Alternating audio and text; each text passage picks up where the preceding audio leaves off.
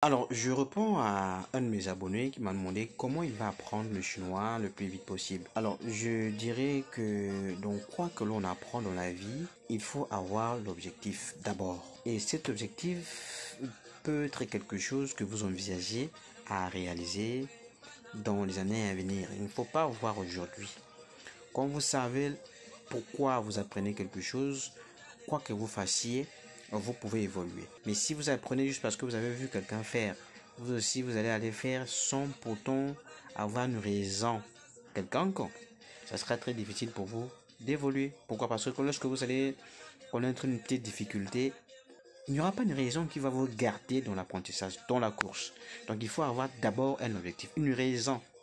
Parce que si vous avez une raison, même si vous êtes fatigué, même si vous n'avez pas, vous n'êtes pas dans les conditions d'apprentissage, cette raison-là va vous rappeler toujours. Eh, mais vous avez dit, si vous ne faites pas ça, vous n'allez pas atteindre ça. Si vous ne faites pas ça, c'est ça d'abord. Donc, si vous avez un objectif autour de la langue, maintenant, on peut mettre en place certaines stratégies simples, efficaces, directement applicables, telles que beaucoup écouter. Il faut écouter, créer l'environnement. Même si vous n'allez pas dans un pays où la langue que vous voudriez apprendre et parler, vous pouvez créer vous-même votre environnement à travers des séries, des podcasts, des audios et consorts. Donc chaque jour qui passe, vous devez faire quelque chose qui va dans le sens de votre apprentissage.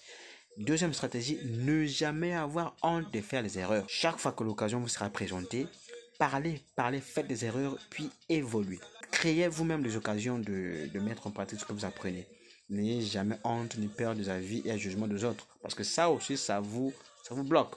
Qui ne fait pas des erreurs quand il s'agit d'apprentissage de la langue de gens? C'est très difficile de ne pas faire des erreurs. N'ayez pas honte de mettre en pratique ce que vous apprenez. Si vous avez honte de mettre en pratique ce que vous apprenez, vous allez tout de suite oublier ce que vous avez déjà appris. Mettons en pratique. Et surtout, créez l'environnement. Vous pouvez vous enregistrer vous-même, par exemple.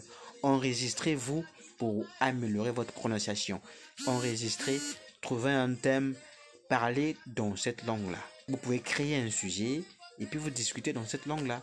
Donc, créez l'environnement. Créez l'environnement, ainsi vous allez évoluer. Un autre point, c'est chercher quelqu'un en ligne que vous suivez régulièrement. Quelqu'un qui publie des vidéos régulièrement. Pourquoi je vous demande de chercher quelqu'un qui publie des vidéos régulièrement? Parce que sa motivation, sa discipline, sa régularité, son assiduité va aussi vous influencer, mais très positivement.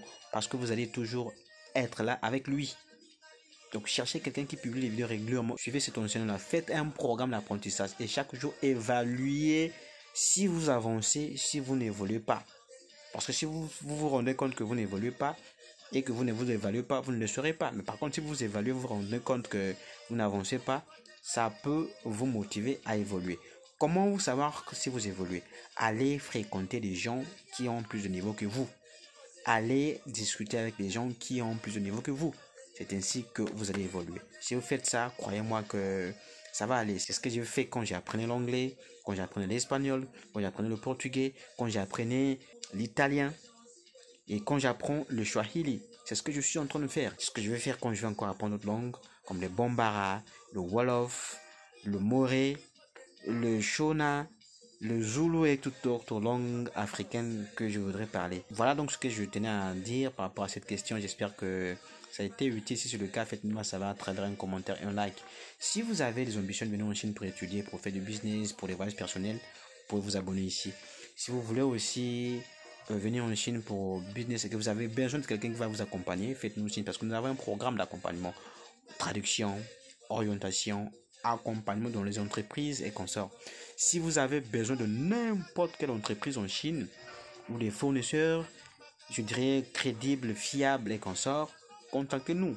On met à votre disposition les contacts de n'importe quelle entreprise. Je dis bien n'importe quelle entreprise. Nous avons dans notre base de données au moins 300 et quelques entreprises chinoises certifiées. Donc n'hésitez pas à nous contacter si le besoin est dans ce sens-là. Ici, portez-vous bien. On se dit à très bientôt dans une nouvelle vidéo. J'ai oublié. Si vous voulez aussi apprendre le chinois de façon privée avec moi, faites-le moi savoir dans les commentaires. Je serai là et vous répondrez les minutes qui suivent.